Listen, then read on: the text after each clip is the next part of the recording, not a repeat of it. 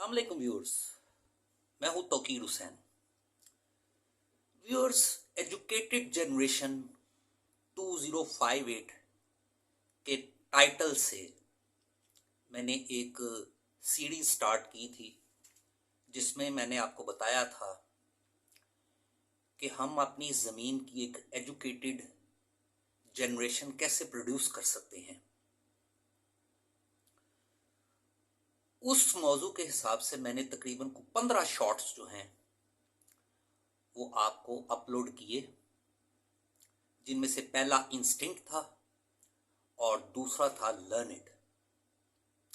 आज लर्निड की आपके साथ थोड़ी सी डिटेल शेयर करूंगा। जैसा कि मैंने आपको बताया कि लर्निड उस इंसान को कहते हैं जिसके पास बहुत ज़्यादा नॉलेज हो, यानी कि इंफॉर्मेशन हो। और इंफॉर्मेशन कैसे आती है?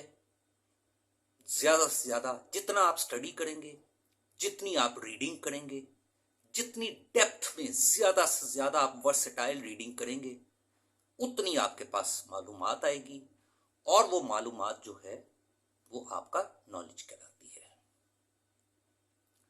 अब आप ये देखिए कि कंपैरिजन है इंस्टिंक्ट का, यानी एक बंदा जो इंस्टिंक्टिवली सिर्फ दुनिया में जी रहा है और अपनी ज़िंदगी चला रहा है, और एक बंदा है जिसके पास साथ थॉट और ट्रेनिंग है।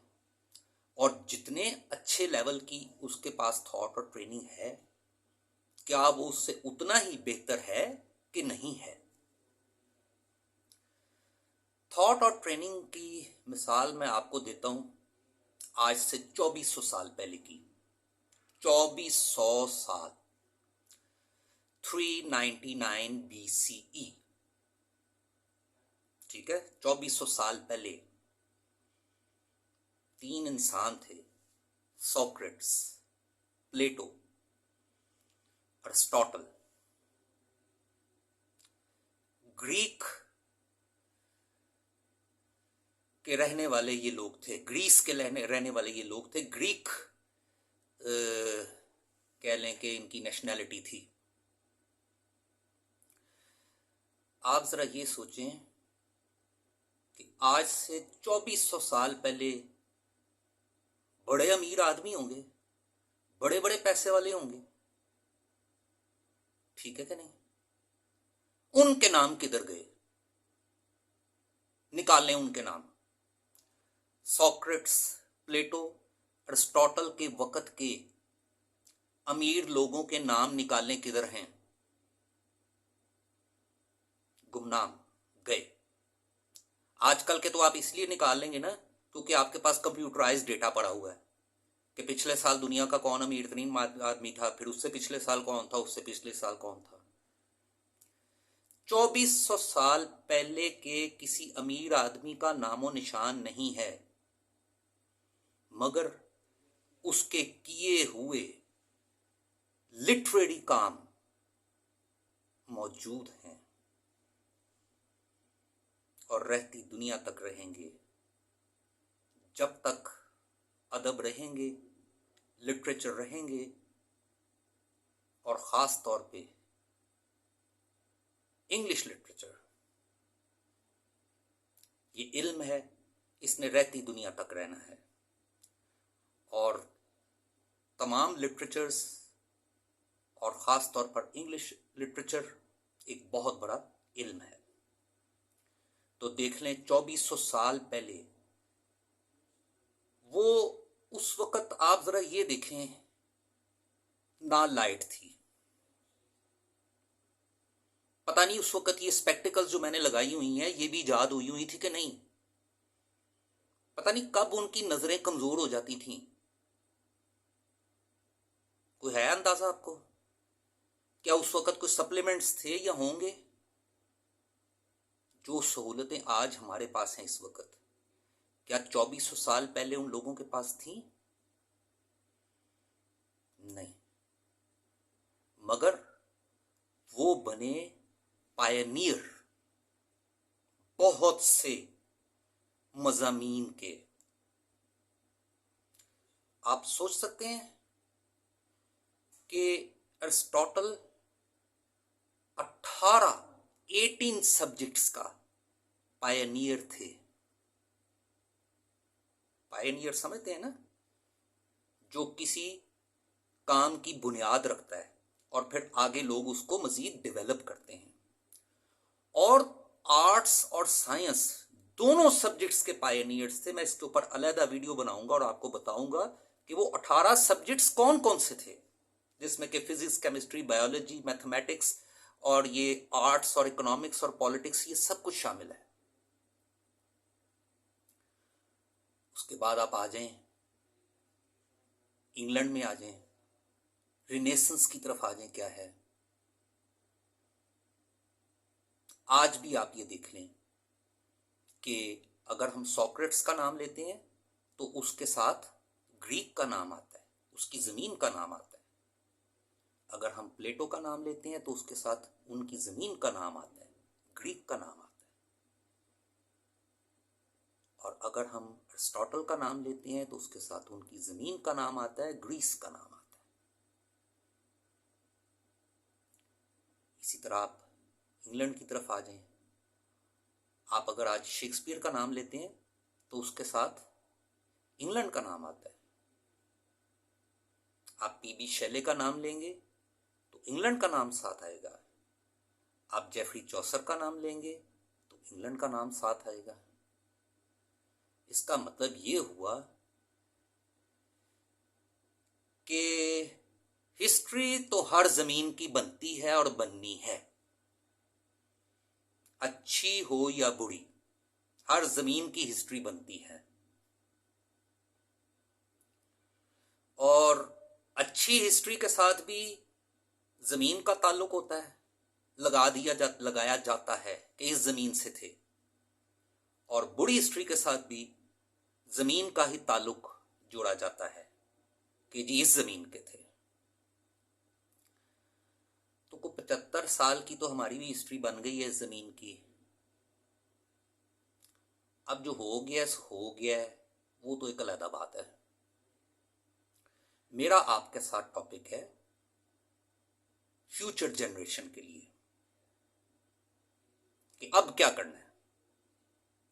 इसीलिए मैंने ये टॉपिक रखा है कि जो जनरेशन 2058 में मैदान में आएगी वो क्या तैयारियां करके क्या कुछ लेकर आएगी।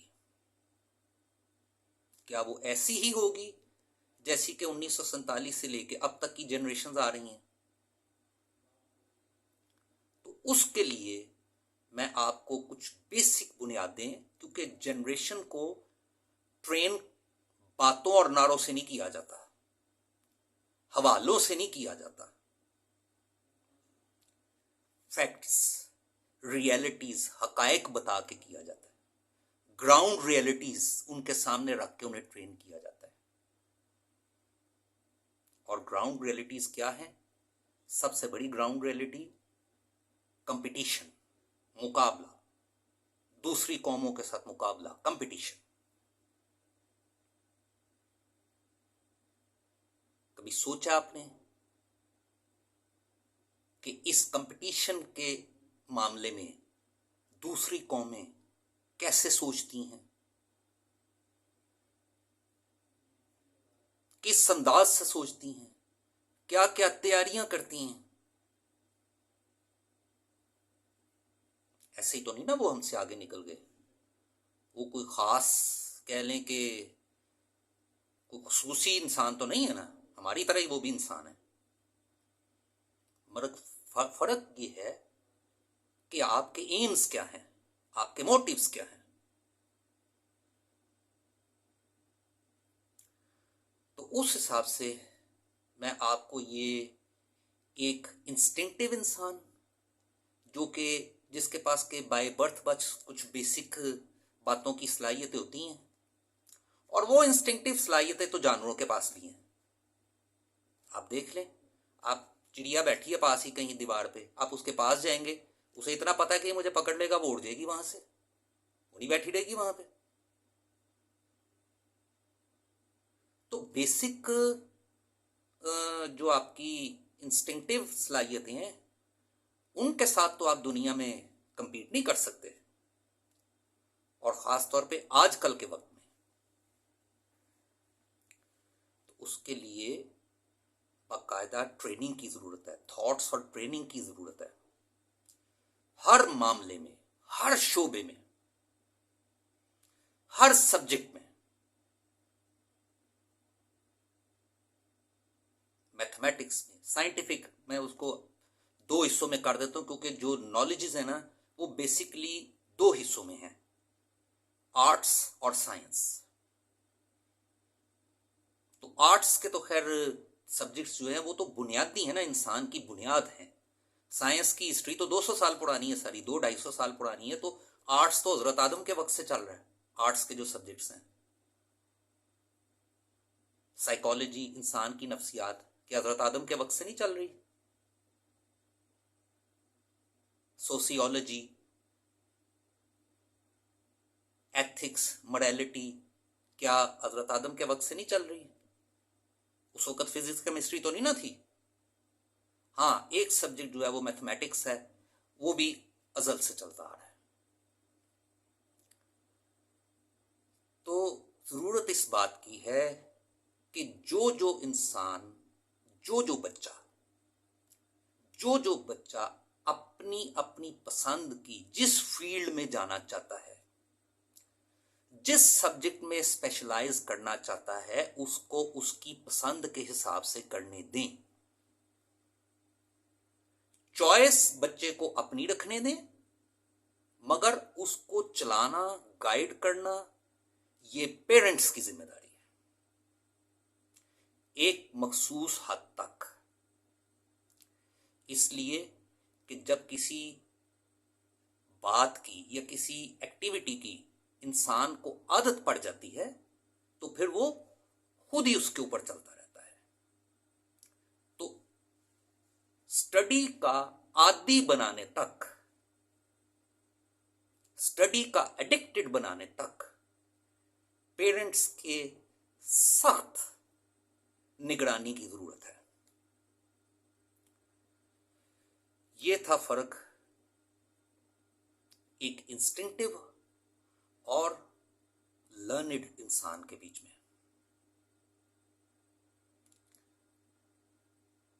कमेंट कीजिएगा,